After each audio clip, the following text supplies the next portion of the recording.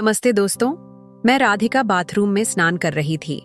Bathroom का दरवाजा कांच का था, जिसका मतलब है कि अंदर वाला बाहर की छाया देख सकता है और बाहर वाला भी अंदर की छाया देख सकता है। स्नान के दौरान मैंने नोटिस किया कि दरवाजे के सामने कोई हिल रहा है। यह देखकर मैं एकदम रुक गई। फिर मैंने सोचा, यह क्या हो सकता है? शायद कोई संयोग से वहां से गुजर रहा है या कुछ और कर रहा है। मैं उलझन में थी कि क्या करूं। फिर मैंने बड़ी मुश्किल से खुद को संभाला। आप भी समझ सकते हैं कि उस पल मेरा मन कैसा रहा होगा। मैंने जल्दी से तौलिया लपेटा। तभी शायद उसने मेरी आवाज सुन ली। मैं बाथरूम से बाहर निकली और ऐसा दिखाया जैसे मुझे कुछ पता ही नहीं। ना कुछ देखा, ना कुछ समझा। फिर मैं सीधे अपने कमरे में चली गई और जानबूझकर दरवाजा थोड़ा खुला छोड़ दिया। मैंने सोचा, अगर यह संयोग था तो वह दोबारा इधर नहीं आएगा, लेकिन अगर उसने जानबूझकर ऐसा किया तो बार बार आएगा। और सचमुच जैसा मैंने सोचा वैसा ही हुआ। मैंने देखा कि वह मेरे कमरे के दरवाजे के सामने से गुजरा और मुझे साफ दिखा कि वह मुझे ही देख रहा था। उस वक्त मैं समझ नहीं पाई कि क्या करूं, लेकिन फिर मैंने खुद से कहा, राधिका, अगर वह खुद तेरे पास आ रहा है तो जो वह चाहता है उसे दे दे। वैसे भी बांटने से कुछ कम नहीं होता। यह विचार आते ही मैंने खुद को उस पल के हवाले कर दिया। मैंने कपड़े बदले और एक हल्की पारदर्शी नाइटी पहन ली। फिर मैं ड्राइंग रूम में टीवी देखने चली गई। वह भी वहां बैठा था। उसने मुझे देखा और बोला, दीदी, कुछ पीने को लाऊं? मैंने प्यार से कहा, नहीं भाई, तुम रहने दो, तुम आराम करो। मैं कुछ मिठाई और 2 गिलास जूस लाती हूं, फिर हम साथ में लेंगे। तब तक तुम कोई अच्छी फिल्म चुनो। इतना कहकर मैं चली गई। जब मैं मिठाई और जूस लेकर लौटी तो मेरा भाई एक एक्शन मूवी देख रहा था। मैंने कहा, ये क्या देख रहा है भाई? इसमें तो बस मार धाड़ है, इसे बंद करो। 2 मिनट रुको, मैं अभी आती हूं। मैं अपने कमरे में गई, एक पेन ड्राइव लाई और बोली, देख भाई, मेरे पास इस पेन ड्राइव में कई फिल्में हैं, चलो इन्हें देखते हैं। दोस्तों, मैं आपको बता दूं, मैं राधिका अपनी पेन ड्राइव की फिल्मों की आदी हो चुकी थी। मेरे पति के देहांत के बाद भगवान उनकी आत्मा को शांति दे, मैंने तय कर लिया था कि अब जो भी मुझसे शादी करेगा वह सिर्फ मेरे पैसे के लिए करेगा। इसलिए मैंने फैसला किया कि मैं अकेले ही अपनी जिंदगी जीऊंगी और दोबारा शादी नहीं करूंगी। तब से मैंने वह सब शुरू किया और उन फिल्मों को अपने पास रख लिया। जब भी मन करता मैं उन्हें देखती और खुश रहती। लेकिन अब जब मुझे अपने भाई पर भरोसा हो गया तो मैंने सोचा, यह किसी और से तो बेहतर है। वैसे भी मैं एक बार अपने भाई को आजमा सकती हूँ। ये कहानी तब शुरू हुई जब मैं विधवा हुई। मेरे पति के घर वाले मेरे साथ नहीं रहते थे, क्योंकि मैंने लव मैरिज की थी और उन्हें हमारा प्यार मंजूर नहीं था। मेरी माँ मेरे प्यार के साथ थी, तो उनकी सहमति से मैंने शादी कर ली। मेरे पति मुझे पुणे ले आए, जहां हम खुशी खुशी रहने लगे। लेकिन हमारा साथ सिर्फ 4 साल का रहा। एक रात पार्टी से लौटते वक्त हमारा एक्सीडेंट हो गया। मैं बच गई, लेकिन मेरे पति मुझे छोड़कर चले गए। तब से मैं उनकी यादों के साथ इस 2 कमरों के घर में अकेले रह रही थी। जब मेरी माँ को मेरे पति की मौत की खबर मिली तो वह मुझे दिलासा देने लगी और बार बार कहती कि वह मेरे भाई अर्जुन को मेरे साथ रहने भेज दे। वह कहती, राधिका, कब तक अकेले रहोगी? लोग तरह तरह की बातें करते हैं। मैं कहती, माँ, मुझे अकेले रहने दे, मैं खुश हूं। लेकिन माँ कहती, नहीं, शादी कर ले। मैंने कहा, शादी बिल्कुल नहीं माँ। फिर माँ बोली, ठीक है, तो अर्जुन तुम्हारे साथ रहेगा। मैंने कहा, ठीक है, भाई को भेज दो, लेकिन शादी के लिए दोबारा दबाव मत डालना। इसके बाद अर्जुन मेरे साथ रहने आ गया।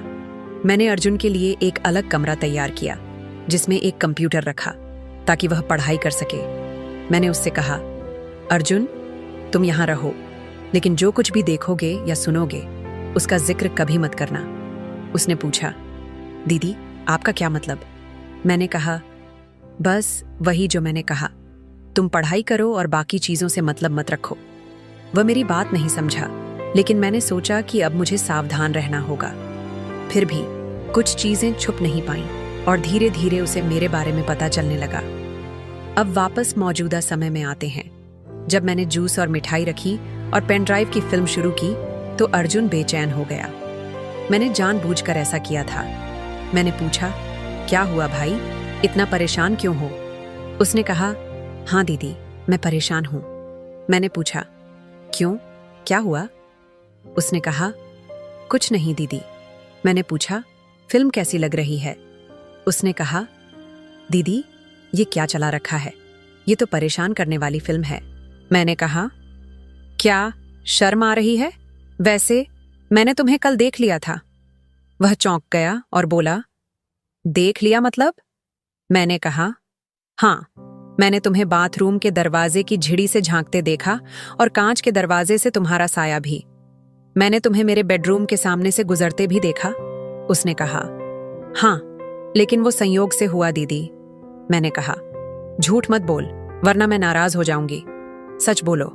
अगर सच बोला तो आज की रात तुम्हारी जिंदगी की सबसे यादगार रात होगी। उसने हिम्मत करके कहा, हाँ दीदी, मैंने आपको देखा था। मैंने पूछा, तुमने ऐसा क्यों किया? उसने कहा, दीदी, मैंने कल रात आपको देखा और सुना जब आप अपने कमरे में थीं। आपकी आवाज अनजाने में निकली तो मैं आपके कमरे की तरफ गया, लेकिन जो देखा उससे मैं बेचैन हूं। मैंने पूछा, क्या देखा? उसने कहा, बस इतना ही दीदी। मैंने कहा, अच्छा, अब बताओ क्या चाहते हो? उसने कहा, क्या मतलब दीदी?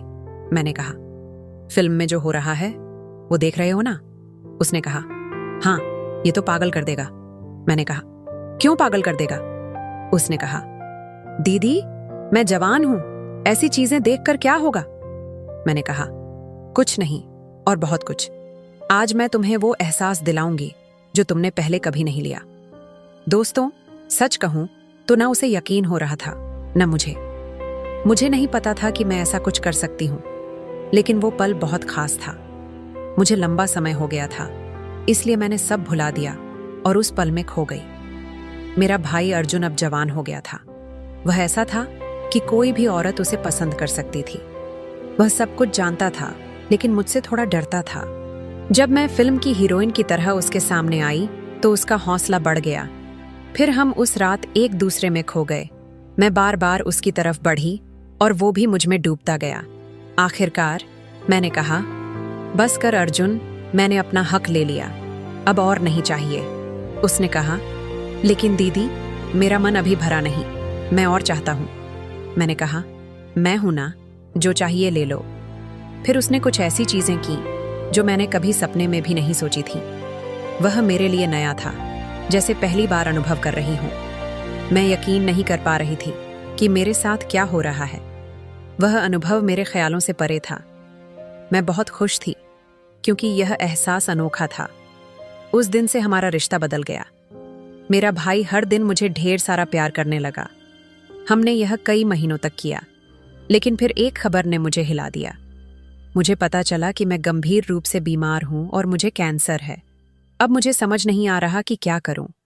क्या यह मेरे कर्मों की सजा है?